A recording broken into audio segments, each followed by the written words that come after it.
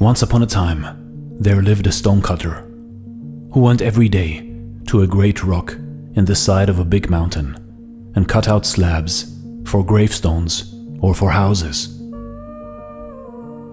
He understood very well the kinds of stones wanted for the different purposes, and as he was a careful workman, he had plenty of customers. For a long time he was quite happy and contented, and asked for nothing better than what he had. Now, in the mountain dwelled a spirit, which now and then appeared to men, and helped them in many ways to become rich and prosperous. The stonecutter, however, had never seen this spirit, and only shook his head with an unbelieving air when anyone spoke of it. But a time was coming when he learned to change his opinion. One day, the stonecutter carried a gravestone to the house of a rich man, and saw there all sorts of beautiful things of which he had never even dreamt.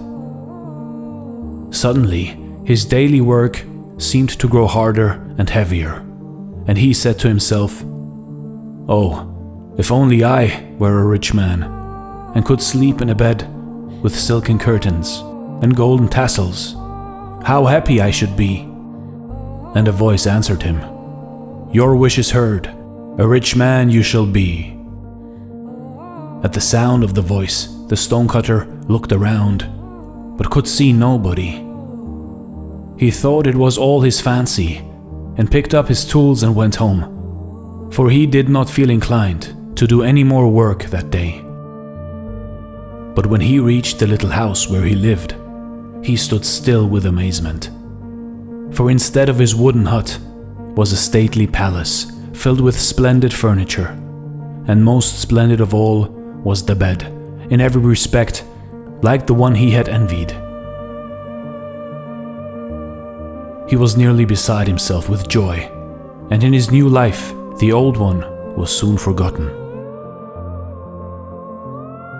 It was now the beginning of summer, and each day the sun blazed more fiercely.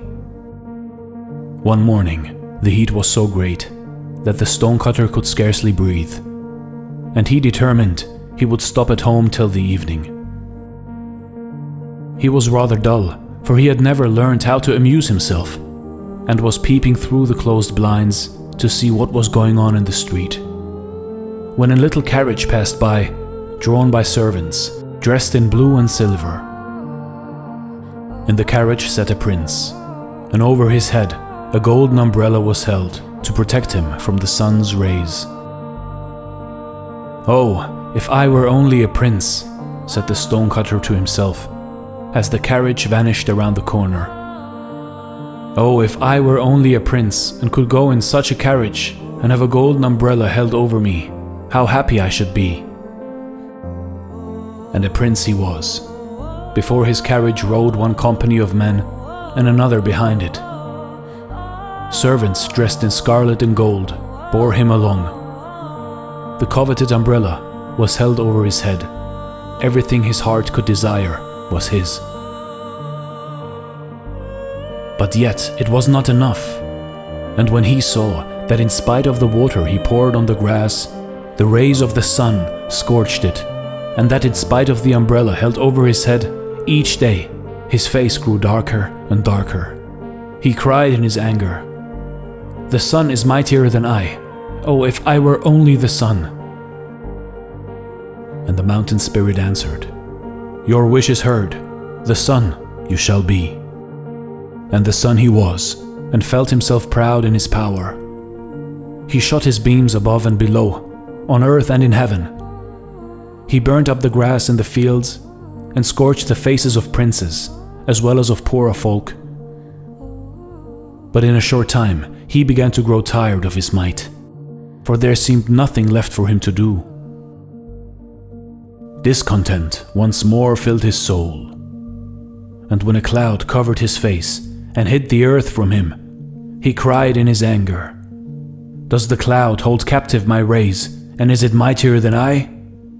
Oh, that I were a cloud, and mightier than any." And the mountain spirit answered, "Your wish is heard, a cloud you shall be." And a cloud he was, and lay between the sun and the earth. He caught the sun's beams and held them, and to his joy the earth grew green again, and flowers blossomed. But that wasn't enough for him, and for days and a week he poured forth rain till the rivers overflowed their banks, and the crops of rice stood in water. Towns and villages were destroyed by the power of the rain. Only the great rock on the mountainside remained unmoved. The cloud was amazed at the sight and cried in wonder, "Is the rock, then, mightier than I? Oh, if I were only the rock!" And the mountain spirit answered, "Your wish is heard, the rock you shall be." And the rock he was, and gloried in his power. Proudly he stood, and neither the heat of the sun nor the force of the rain could move him. "This is better than all," he said to himself. But one day he heard a strange noise at his feet, and when he looked down to see what it could be, he saw a stonecutter driving tools into his surface. Even while he looked, a trembling feeling ran all through him, and a great block broke off and fell upon the ground. Then he cried in his wrath, "Is a mere child of earth mightier than a rock? Oh, if I were only a man!" And the mountain spirit answered, "Your wish is heard, a man once more you shall be." And the man he was, and in the sweat of his brow he toiled again at his trade of stone cutting. His bed was hard and his food scanty, but he had learned to be satisfied with it, and didn't long to be something or somebody else. And as he never asked for things he did not have, or desired to be greater and mightier than other people, he was happy at last, and never again heard the voice of the mountain spirit. You see, in life, in your life, it is not important what you have. It is important what you do with the things that you have. There will always be someone or something more richer or powerful than you. But at the same time, there will always be something or someone poorer and weaker than you. If you only compare yourself to others or other things, you will only worry and keep on thinking, what if, and you shall never be content in your life. Aim for the stars, but know who you are and who you want to be, and you shall never hear the voice of the mountain spirit again. This is Dare to Do Motivation Stories. Thanks for watching, and stay blessed.